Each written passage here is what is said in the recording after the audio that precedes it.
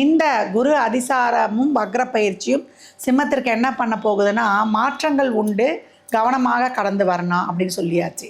மாற்றம் எப்போ வரப்போகுது நம்மளுக்கு? அதிசாரத்தில் நம்ம குரு பயிற்சியாகி கடகத்திற்கு வந்து சனி அப்படி ஒரு பார்வை பார்ப்பார். என்னப்பா ரொம்ப கஷ்டம் கொடுக்குறியாமே பையனுக்கு அப்படின்னு. அமைதியாக இருந்துட்டிங்கன்னா பிரச்சனை எதுவும் உங்களை அண்டாது. அடக்கமாக இருந்துட்டிங்கன்னா வந்த பிரச்சனை வந்து தானாகவே போயிடும். நம்ம ஏதாவது வந்து தான தர்மம்லாம் பண்ணோம் அப்படின்னிங்கன்னா நம்மளுக்கு வரக்கூடிய கெட்டதையும் நல்லதாக மாற்றி கொடுத்துரும். அப்போ இந்த நாட்களில் 12ஆம் இடத்தில் இருக்க வரக்கூடிய குரு நம்மளுக்கு தேவையில்லாத விரயங்களே, அது உடல் விரயமா, பொருள் விரயமா, பண விரயமா, இல்லை உறவுகள் விரயமா, உறுப்புகள் விரயமா, இதையெல்லாம் வந்து நம்மளுக்கு வந்து சொல்லிக்கொண்டே இருக்காங்க. இந்த காலகட்டம் சிம்மத்துக்கு ரொம்ப சோதனையான காலம் அப்படின்னு சொல்லலாம்.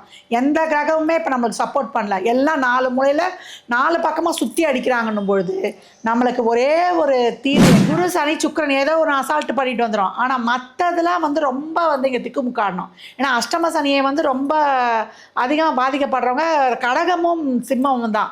ஆனால் இந்த காலகட்டம் ரொம்ப அவேரு. நம்ம என்ன பண்ணணும், டிசம்பர் 5ஆம் தேதிக்கு மேலே எல்லாத்துலேயுமே ரொம்ப கவனமாகிடணும். இந்த உச்சமாக இந்த கடகத்தில் இருக்கக்கூடிய அந்த ஒரு நாட்கள் வரைக்கும் அப்படியே ஏதோ போவோம். அதுக்கப்புறம்லாம் அவர் திருப்பி மிதுனுக்கு வந்த பிறகு அப்படியே ப்ளஸ் ஆர் மைனஸாக தான் நடக்கும். அதனால் பெருசாக ஒரு ஆஷுலேஷன் மைண்டோட ஒரு ரொம்ப எதிர்பார்ப்புலாம் வைக்காமல் ரெகுலர் லைஃபே, ஒரு நார்மல் லைஃபே, ரொட்டீன் லைஃபே போனால் போதும்னு நீங்கள் வந்து கடந்து வந்துடணும். இறைவன் மட்டும்தான் இந்த காலகட்டம் சிம்மத்துக்கு துணை. சிம்மம்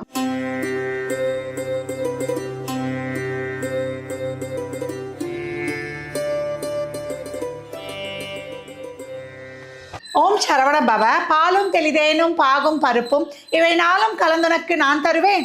கோலம் செய் துங்க கரிமுகத்து தூமணியே, நீ எனக்கு சங்கத்தமிழ் 3 தா. ஜோதிட யுகம் யூடியூப் சேனல் அன்பர்கள் அனைவருக்கும் ஆத்திய சொர்ணலக்ஷ்மியின் ஆத்ம வணக்கங்கள். இந்த பதிவு சிறப்பான பதிவு. குரு அதிசார பெயர்ச்சியும் குரு வக்ர பலன்களும் வந்து காணவிருக்கிறோம். இந்த வருடம் பார்த்திங்கன்னா அக்டோபர் மாதம் நமக்கு 18ஆம் தேதி நள்ளிரவு சனிக்கிழமை 7:17 மணிக்கு குரு நமக்கு மிதுனத்திலிருந்து கடகத்திற்கு பெயர்ச்சி ஆகிறார். அவரே வந்து என்ன பண்ண போகிறார், மீண்டும் அந்த இடத்துல நமக்கு நவம்பர் 11ஆம் தேதி வக்ர நிலையை அடைகிறார். இந்த கடகத்தில் வக்ரம் அடையக்கூடிய குரு என்ன பண்ண போகிறாரு, நமக்கு டிசம்பர் 4 வரைக்கும் இருக்க போகிறாரு. அதே வக்ர நிலையிலேயே நமக்கு 5ஆம் தேதி மிதுனத்திற்கு பயிற்சி ஆகிறார். இப்படி நம்மளுக்கு அதிசார பயிற்சி வந்து நம்மளுக்கு ஒரு 25 டேஸ் இருக்கும். அதுக்கப்புறம் வக்ர நிலையில் மிதுனத்துக்கு போய் ஒரு 95 நாட்கள் இருப்பார். இந்த காலங்களில் குரு செய்ய போகிற ஒரு சில மாயாஜாலங்கள், மேஜிக்னே சொல்லலாம். அதனால் 12 ராசிகளும் நம்மளுக்கு என்ன மாதிரியான பலாபலன்களை அடையவிருக்குது என்பதை இந்த பதிவுகளில் தெளிவாக காணவிருக்கிறோம். சிம்ம ராசி சிம்ம லக்னத்திற்கான பலன்களை காணவிருக்கிறோம். இந்த குரு அதிசாரமும் வக்ர பயிற்சியும் சிம்மத்திற்கு என்ன பண்ண போகுதுன்னா, மாற்றங்கள் உண்டு, கவனமாக கடந்து வரணும் அப்படின்னு சொல்லியாச்சு. மாற்றம் எப்போ வரப்போகுது நம்மளுக்கு? அதிசாரத்தில் நம்ம குரு பயிற்சியாகி கடகத்திற்கு வந்து சனி அப்படி ஒரு பார்வை பார்ப்பார். என்னப்பா ரொம்ப கஷ்டம் கொடுக்குறியாமே பையனுக்கு அப்படின்னு சொல்லிட்டு. அந்த காலகட்டம் இந்த அஷ்டம சனியால் ஏற்படக்கூடிய கொஞ்சம் பிரச்சனைகள்லாம் ஓரளவுக்கு கண்ட்ரோலாக வரும் ஒரு 25 நாளைக்கு. அதுக்குள்ளே நம்ம வந்து சுதாரித்து கொள்ளணும். அதுக்கப்புறம் பார்த்திங்கன்னா நம்மளுக்கு குரு வக்ரம் ஆகிடுவார். அதே இடத்துலேருந்து உச்சமாகி வேறு. அப்போ விரைய குருவாகவும் இவர் இருக்கிறார். அப்போ 12லேருந்து அவர் எங்கேருந்து பார்ப்பார், 4, 6, 8ஆம் இடத்தெல்லாம் பார்த்துருவார். அப்போ வண்டி வாகனம், இரவு நேர பிரயாணங்கள், குடும்பத்தில் இருப்பவங்க கிட்ட, அதே போல் குடும்பத்தில் இருக்க உறவுகள்கிட்ட நம்ம நாசூக்காக அப்படியே பழகி வந்துடணும். அதே இந்த காலகட்டம் வந்து ஒரு வீடுக்கு ஒரு வண்டி வாகனத்துக்காக லோன்லாம் வாங்கி ஒரு சில பொருட்களை வாங்கி வச்சுக்கலாம். உங்கள் பேரில் மட்டும் வாங்கக்கூடாது. ஒரு லோன் டீன்லாம் வாங்கி நம்ம ஒரு செலவெல்லாம் பண்ணிக்கலாம். அதே போல் 6ன்றது தொழில் செய்கிற இடத்துல மேலதிகாரி உடன் பணிபுரிபவர்கள் இவர்களுடைய ப்ரெஷர்லாம் இருக்கும், கவனமாக இருக்கணும். தேவையில்லாத வார்த்தையை விட்டுடக்கூடாது. நம்ம தொழில் செய்கிற இடங்களில் ரொம்ப கவனமாக இருக்கணும். எதிரி எங்கே இருப்பான்னு தெரியாது.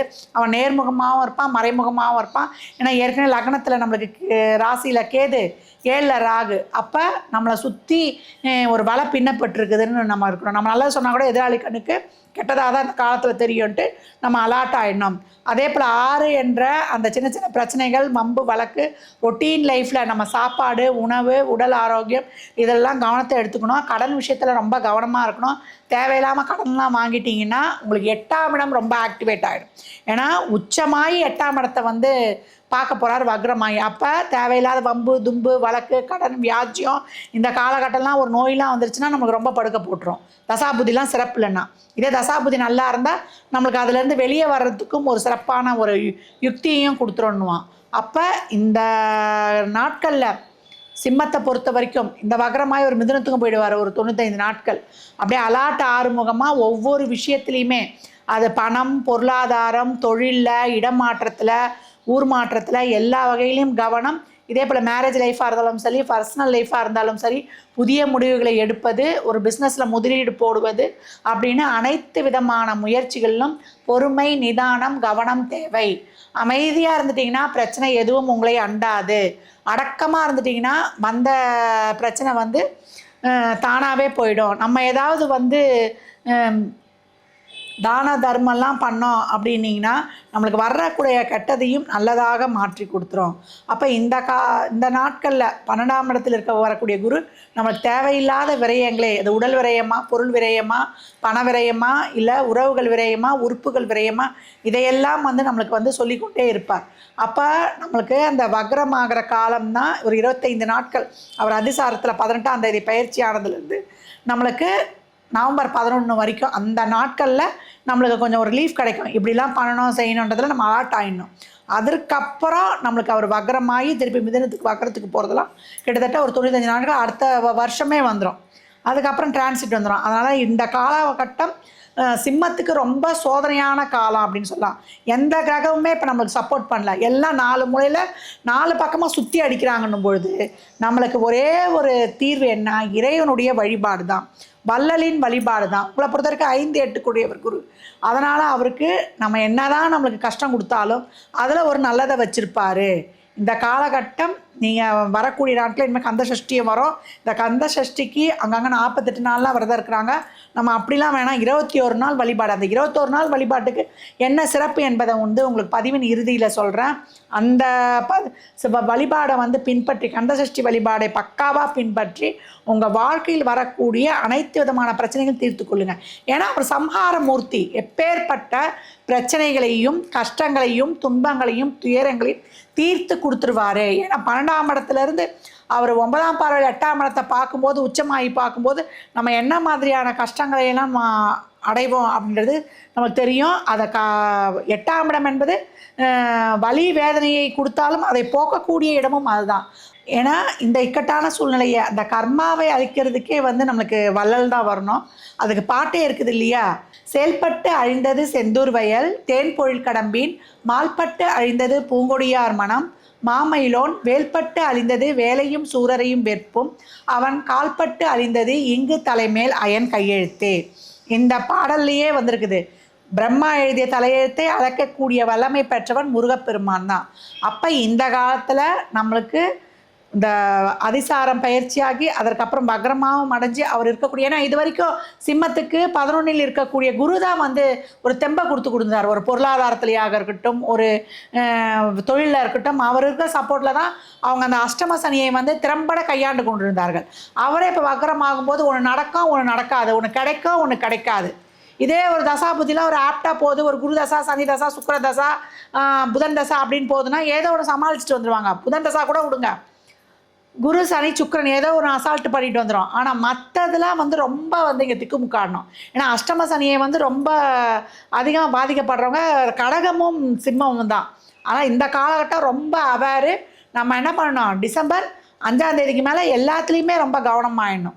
இந்த உச்சமாகி இந்த கடகத்தில் இருக்கக்கூடிய அந்த ஒரு நாட்கள் வரைக்கும் அப்படியே ஏதோ போவோம். அதுக்கப்புறம்லாம் அவர் திருப்பி மிதுனுக்கு வந்த பிறகு அப்படியே ப்ளஸ் ஆர் மைனஸாக தான் நடக்கும். அதனால் பெருசாக ஒரு ஆஷ்லேஷன் மைண்டோட ஒரு ரொம்ப எதிர்பார்ப்புலாம் வைக்காமல் ரெகுலர் லைஃபே ஒரு நார்மல் லைஃபே ரொட்டீன் லைஃபே போனால் போதும்னு நீங்கள் கடந்து வந்துடணும். இறைவன் மட்டும்தான் இந்த காலகட்டம் சிம்மத்துக்கு துணை. சிம்மம் அம்மா இந்த சுச்சுவேஷனை இந்த அப்படி இருக்குதே சூழ்நிலை இதை நாங்கள் ஓவர் கம் பண்ணுவோமான்னு அப்படின்னு கேட்குறீங்க தெரியுது. தாராளமாக பண்ணலாம். சிம்மத்தை அடிச்சுக்கிறதுக்கு ஆளே கிடையாது. ஏன்னா உங்களை சுற்றி எப்போவோ ஒரு பாசிட்டிவாராக சென்று கொண்டே இருக்கும். அது இறைவன் எப்பொழுதும் உங்களுடன். அதனால் இறைவனை மட்டுமே நம்பி இந்த காலகட்டம் களமிறங்கி வெற்றி காணுங்கள். சிம்ம ராசி லக்னக்கார அன்பர்களுக்கு என் மனமார்ந்த வாழ்த்துக்களை தெரிவித்துக் கொள்கிறேன். 12 ராசிக்கும் வந்து நம்ம குரு அதிசாரமும் வக்ர பயிற்சிக்கும் உரிய பலனை வந்து நம்ம காம்போவாக பார்த்துருக்குறோம். இந்த 12 ராசியும் செய்ய வேண்டிய ஒரு எளிமையான வழிபாடு நம்மளுடைய வள்ளல் திருச்செந்தூரில் குருவாகவே இருக்கக்கூடிய நம்ம முருகப்பெருமான் வழிபாடு. சஷ்டிக்கு முன்னாடி ஒரு 21 நாள், நம்மளுக்கு 8ஆம் தேதியிலேருந்து ஒரு அக்டோபர் 8லேருந்து அக்டோபர் 28 வரைக்கும் இந்த நாட்களில் அவரை வந்து ஒரு விரதம் இருந்து எளிமையான முறையில் விரதம் இருங்க. நீங்கள் இப்போ ஃபுல்லாக பட்னி இருக்கணுன்ற அவசியம் இல்லை. விரதம் இருந்து அவருக்கு ஷட்கோண தீபம் ஏற்றி, இந்த தீபத்துக்கு வந்து நெய் நல்லெண்ணெய் பயன்படுத்தலாம். சரிங்களா? அது உங்கள் வசதியை பொறுத்து. இழுப்பை எண்ணெயும் பயன்படுத்தலாம். அந்த நடுவில் ஓம்னு எழுதும் இல்லையா, அந்த இடத்துல முருகர் படமோ இல்லை வேலோ இல்லை முருகர் சிலையோ கூட வைக்கலாம். இல்லை அந்த இடத்துலையும் ஒரு நெய் தீபம் ஏற்றிக்கொள்ளலாம். 2 நல்லெண்ணெய், 2 இழுப்ப எண்ணெய், 2 நெய் தீபமும், நடுவில் ஒரு நெய் தீபமும் ஏற்றிக்கொள்ளலாம்.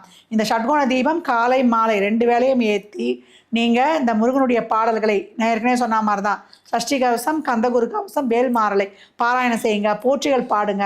எவ்வளோக்கு எவ்வளோ அவனை வந்து வழிபட முடியுமோ அவ்வளோக்கு அவ்வளோ வழிபடும் பொழுது உங்களுக்கு அபரிமிதமான பலன்களை அற்புதமாக பெற்றுக்கொள்ளலாம். மேற்கொண்டு உங்களுக்கு விவரங்கள் அறிய வேணும்னா கீழ்காணும் எண்ணுக்கு தொடர்பு கொள்ளுங்க.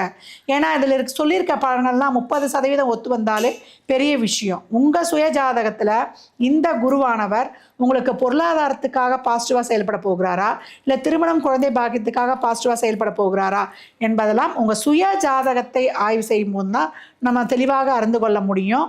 நீங்கள் நேரடியாகவும் ஆன்லைன் மூலமாகவும் நீங்கள் அப்பாயின்மெண்ட் பெற்று பார்த்து கொள்ளலாம். மற்றும் ஒரு சிறப்பான பதிவில் சந்திக்கும் வரை தங்களிடமிருந்து விடைபெற்றுக் கொள்வது ஆர்த்தி சொர்ணலக்ஷ்மி. இறையருளால் அனைத்தும் நிறைவாகட்டும்.